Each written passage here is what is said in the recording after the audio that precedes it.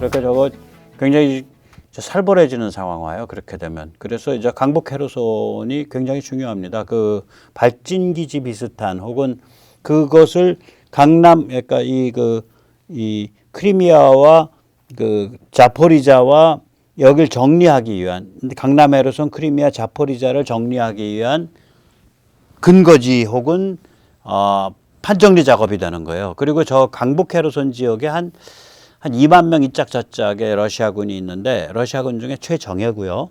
장비도 러시아군 장비 중에 최고의 장비입니다. 근데 장비가 지금 못 빠져나오죠. 다리를 다 끊어나갔고. 그래서 사람은 걸어서 다닐 수 있는데 장비를 뺄 수가 없어요. 그래가지고 요번에 아까 그 부역자들 주로 친덕의 주민들이거든요. 그 사람들 강북 해로선에서 빼낼 때 부교를 놔서 빼냈고 그 부교 놓은 김에 거기에 일부 장비가 나온 걸로 합니다. 그러나 부교 가지고 그 많은 장비 그렇게 못 나오죠. 예, 그런 상태입니다. 자, 이렇게 되니까 이제 그 러시아 지금 사령관에 임명된 시리아의 학살자, 그 흉악하게 생긴 인간이죠. 수로비킨이 이제 그 저걸 하는데 굉장히 의미심장한 얘기를 해요. 일단 러시아군이 지금 사정이 굉장히 어렵다. 그리고 뭐 헤르손 지역에서 우리 철수할 수 있을 것도 같다. 뭐 이런 비슷한 얘기를 해요. 그래서 아주 유의미한 얘기를 하는데 이건 YTN 자료입니다. 직접 한번 보시죠.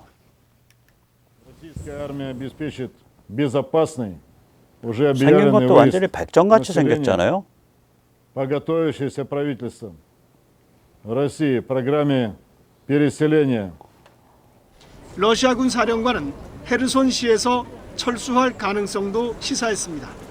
우크라이나의 거센 반격으로 전황이 어려워졌다는 점을 이례적으로 인정한 겁니다. Самого города Херсон будут зависеть от складывающейся военно-тактической ситуации. 네. Повторяю, она уже сегодня, на сегодняшний день весьма непростая. 상황이 굉장히 어렵다는 얘기죠. 그래서 이 판세는 거의 정리된 거예요. 그래가지고 요새 이제 새로 징집한 사람들, 그 징집 안내문에 보면 좀 황당해요. 내복 다 갖고 와라. 따뜻한 옷 갖고 와라. 심지어는 바닥 깔고 앉을 거 캠핑 시트도 갖고 와라. 뭐 그래도 거기까지 그 다음에 너 칫솔이라든지 기타 등등 다 갖고 와라. 우리가 군에 가면 그런 사물을 못 쓰게 하잖아요. 다 유니폼 똑같은 걸 쓰게 하는데 여긴 다 갖고 오래. 오케이, 거기까지는 뭐 참 친절한데구나. 그럼 마치 우리가 중세 때 군인들이 그렇거든요. 표준품이 없어요. 중세 때는 총도 다 중세 때도 그 장총 있잖아요. 그거 자기가 각자 만들어서 갖고 와요. 그렇게 군용 물건이 표준화된 게 언제냐면 미국 남북전쟁 때부터입니다. 남북전쟁 이전에는 군용 물건이 그렇게 표준화가 안 됐어요. 그래서 이 표준품이 없는 건데 이제 다 갖고 와라. 거기까지 오케이. 근데 거기에 갑자기 뭐가 끼어 들어가 있냐. 드론 갖고 와라. 잠깐만, 드론은 군용 무기인데 그걸 개인 보고 준비해서 갖고 오래요. 그 다음에 저걸 갖고 오래요. 저기 뭐야. 쌍안경. 잠깐, 이게 뭔 소리야? 그 다음에 야간 투시경 갖고 와라. 이쯤 되면은, 이거는 미친놈이 안내문을 쓴 게 아니고 면피를 하려고 쓴 안내문이다.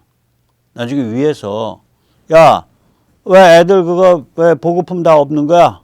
그거 그렇게 해서 간 거야? 그러면은, 보급품이 안 와서요. 너무 해가 타서 안내문에 갇혀서 올 거는 다 오라고 그렇게 안내문까지 냈습니다. 옛날에. 이게 이상한 폭력적 관료주의 사회여 갖고요. 저기가. 그런 식으로 하면 또 넘어가요. 그거 지금 면피하려고 이제 갈고리 하나 걸어 놓는 거예요. 그런데 오케이, 그건 모집관 사정이고 그걸 받아보는 사람 느낌은 어떻겠냐고. 이거 개판이네, 군대가. 군복도 제대로 안 줘? 내복도 제대로 안 줘? 양말도 제대로 안 줘? 방화나도 제대로 안 줘? 영하 10도, 20도 내려가는데 가끔씩. 뭐 엉덩이 시리다고 뭐 등 깔개도 갖고 오래? 야, 그런데 드론 갖고 오라는 건 뭐야? 무기도 안 준다는 소리 아니야? 쌍안경도 안 주고 야간 투시경도 안 주고 이게 뭐 군대냐? 근데 왜 나 불러내는 거냐? 나 가봐야 나 총알밥이네. 받는 사람은 모골이 송연하죠.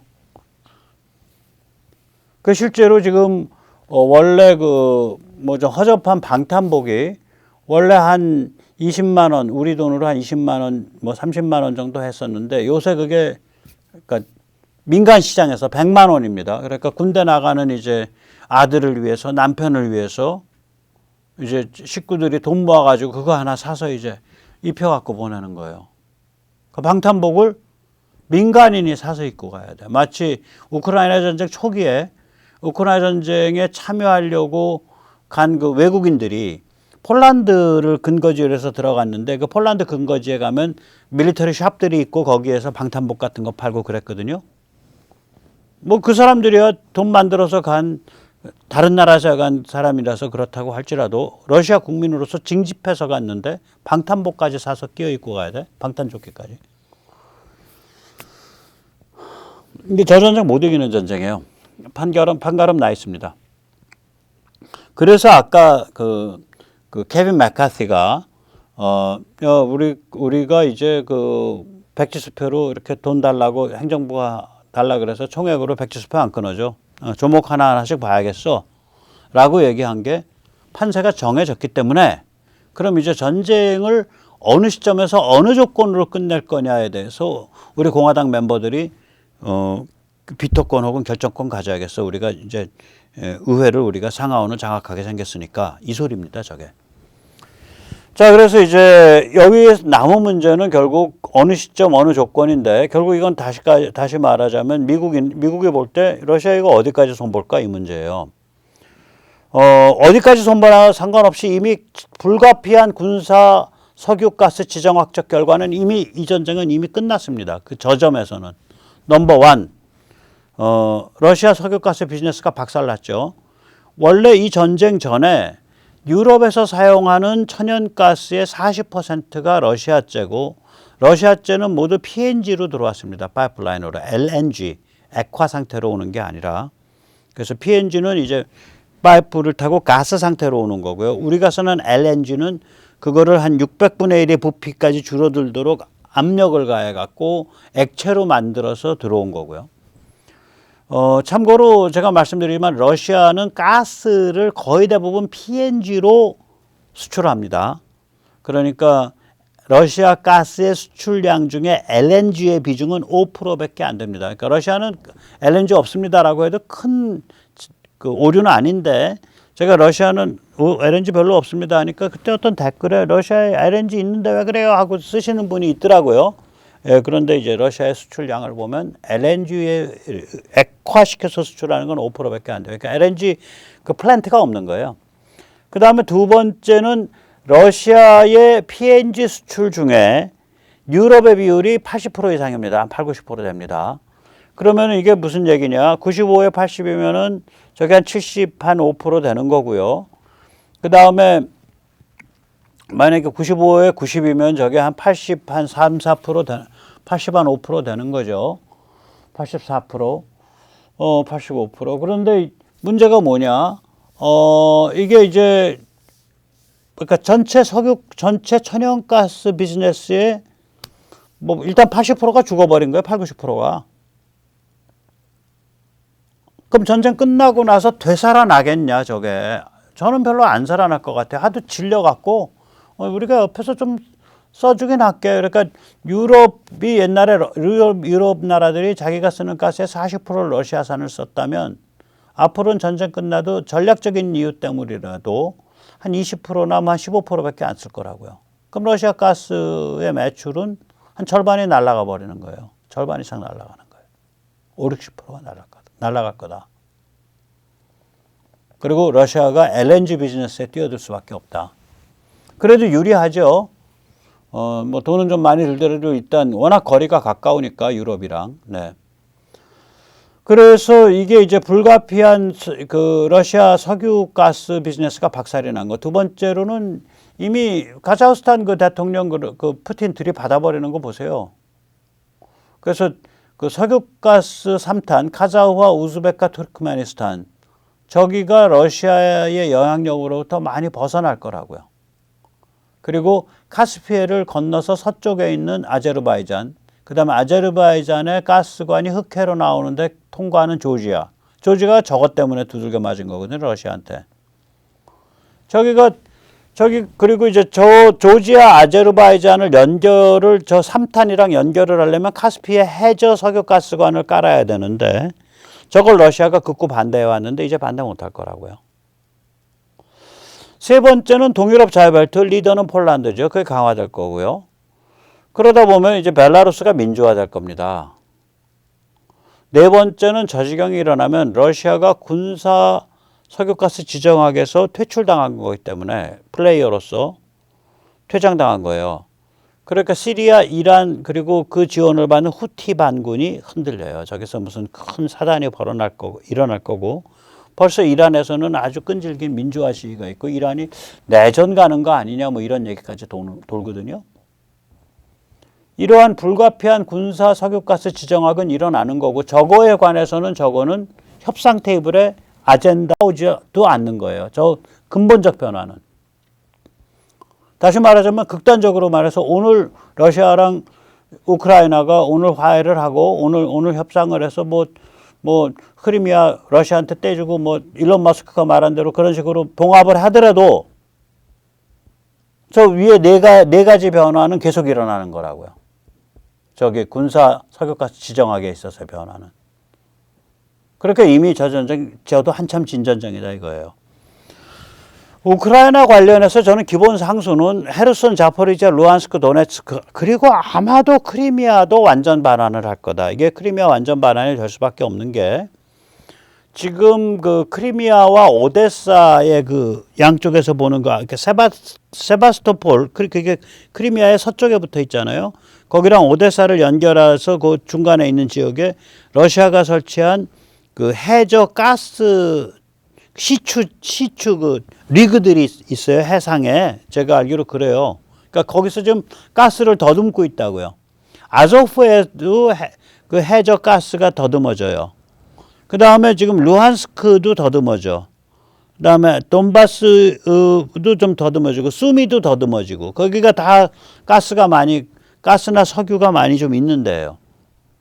그러니까 크리미아도 그거랑 관계가 있으니까 군사 가치가 클 뿐만 아니라 자원 가치가 높기 때문에 저거 러시아한테 다시 안 줄 거다. 이 정도 사단 벌어졌으면. 저는 그렇게 봅니다. 그 다음에 이제 우크라이나 관련 변수가요. 이제 우크라이나를 과연 나토 가입을 그냥 뭐 앞으로 그렇게 추진할 거냐. 이유는 뭐 군사기구가 아니니까 당연히 가입할 것 같고요.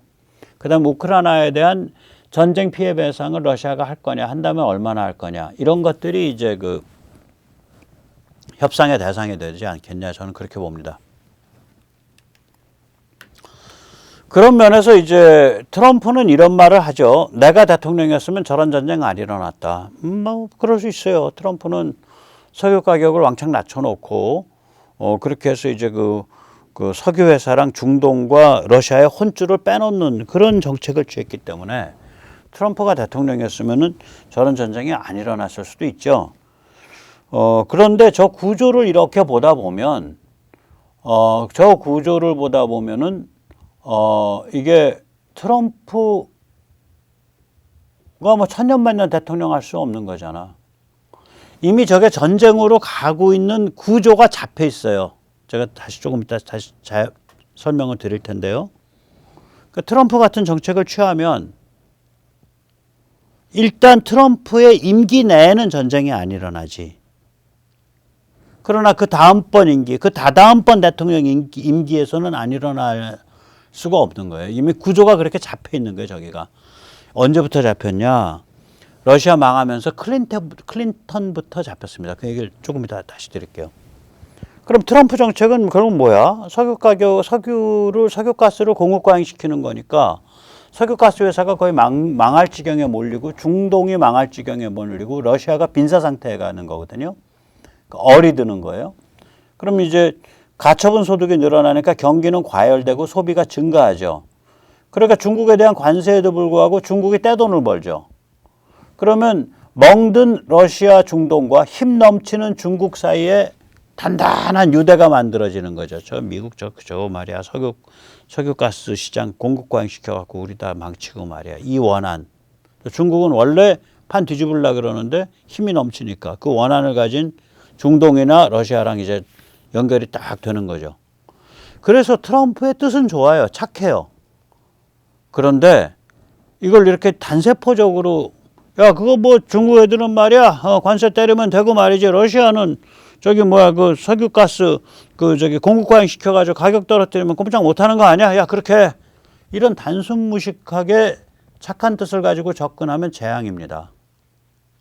군사 석유 지정학은 제가 이번에 그걸 크게 배웠어요. 그 전에 트럼프 상당히 그 이제 중국에 대해서 날을 세웠기 때문에 그리고 북한에 대해서 완전 문질러 버리고 최대 압박을 해서 제가 엄청 지지하는데 그런 점에 관해선 그 원칙에 대해서는 지지하는데 그 문제를 접근하는 방법과 전략은 전혀 아니옵시다라는 걸 이번에 제가 많이 배웠습니다.